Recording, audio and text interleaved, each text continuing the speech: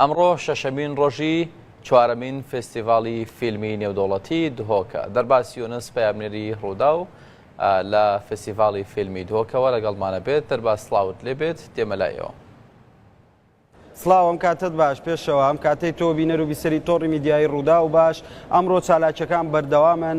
مژاری سەرەکی ئەی فێستیڤاڵ ئەمڕۆ پیشاندانی فیلمی درەمی کەیوان کەریمیە و سینەماکارەی کە لە ماوەی ڕابردوو لە ڕۆژهەڵاتی کوردستان دەستگیر کرا. من ئێستا میوانێکم هەیە، ئەویش خات و ویداد ئەحمەدە کە سینەماکارێکی کوردی دانیشتووی ئەڵمانیایە. ئەو لە فیلمی ماڵی بێبانی سۆلین یوسف ڕۆلی سەرەکی هەیە. ویداد خان زۆر بەخێر بێ. زۆر سوپاس بۆتە. دەمەوێت بۆ چوونی تۆ وەکو ئافرەتێک لەسەر فێستیڤاڵی دهۆک بزانم، بۆ چوونی تۆ چییە لەسەر فێستیڤاڵەکە؟ تۆڕۆدەیەکە ئەس بینم gelekî باشە کوردستانەمە پێنگۆڤێت gelekî bilez ya tabêt û yek mezin jî bû pêşkeftina sînema Kurdî. Nêrînet min ev hene rastî keyfa min jî gelek hatî ku bîner jî yani ez bînim gelekî peyda dibin. Yani evel jî serhindê ratûsî ku xelkê me hejîkerê sînema ye. بەڵێ زۆر باشە. چەند ڕۆژێکە تۆڕی میدیایی ڕوودا و سپۆنسەری میدیایی فێستیڤاڵەکەی و ڕووماڵ دەکات. ئێمە ڕێژەی ئافرەت، بەشداری ئافرەت لە فێستیڤاڵەکە بەکەمی دەبینین. بۆ چوونی تۆ هۆکار چییە؟ ئۆریشە ڕاستی me her ya hey û me her hebûye mixabin evê jî ez evê ôrîşe ez tixme ser millet herêma me hikmeta me bi rastî kiç jin yê tên ku çine peymangeha hunerî ciwan dixînin yani texerruc bin bawername bi dest xwe tînin.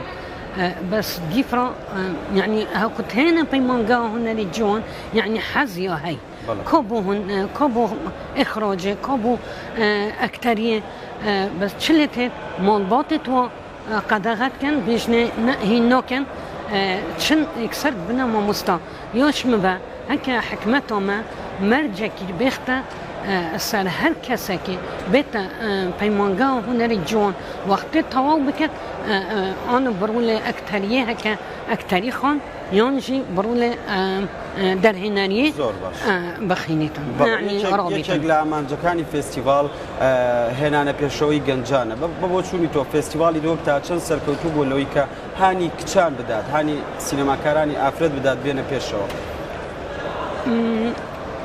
راستی يعني بهدينا أمين منطقة بهدينا بيشك هشتا شرم يعني هاي نوف دروني كتشيدان دلي كتشيدان يعني هشتا ولا نهات ياكو دركبين يوش ما بهك فيلم سر جنيه بيتر تشيكن يون كتشي يعني هو يعني تشيروكت كومالايتي يوش ما بجنو كتش پێتر هێن. زۆر باشە. تۆ لەگەڵ سۆلین یوسف کە کچی تۆیە لە فیلمی ماڵی بێبان ڕۆڵی سەرەکی دەبینی، دەتوانی پێمان بڵێ ئەزمموی کارکردنت لەگەڵ کچەکەت لە فیلمێکی سینەمایی چۆن بوو؟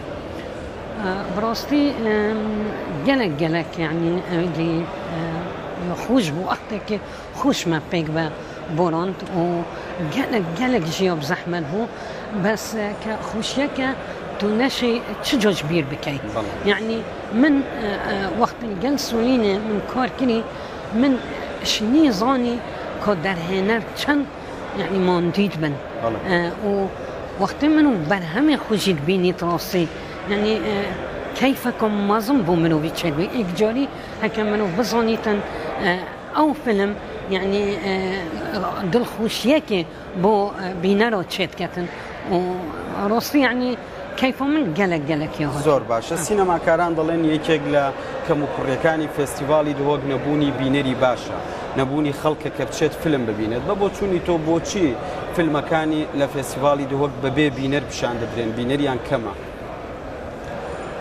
باوەڕ بکە يعني ئەس بێم هەر ساڵ چێتر یۆلێتێت يعني ئەم ساڵە زۆر چێترە شپان ئۆپێرا يعني ئیجا بۆ فیلمێت بو درهنرت اوت نوفو دنك يعني راسي من بينر جلك ديتن وكيف من جالكول وحتى بو كتشو من جيسولينا كدرهنا نكونيها بس بوش بو بينار از بينم يعني فيري لازمة راقهاندن رولا خوب بينيتن چونكي اوا يعني كوريوية كو بو نمونه بحثي في فيلمي بكات يوم فيلمي دي دو بينار بيتر بناویدی بەڵێویدا دەحمات خانمە سینەماکاری کورد و دانیشتی ئەڵمانیا زۆر سپاس پێشەوە چالاکیەکان بەردەوامن ئەمڕۆ 17 فیلم لە دوو لوکیشنی جیاواز پیشان دەدرێت 17 فیلمی درێژ هاوکات 13 کورتە فیلم پیشان دەدرێت و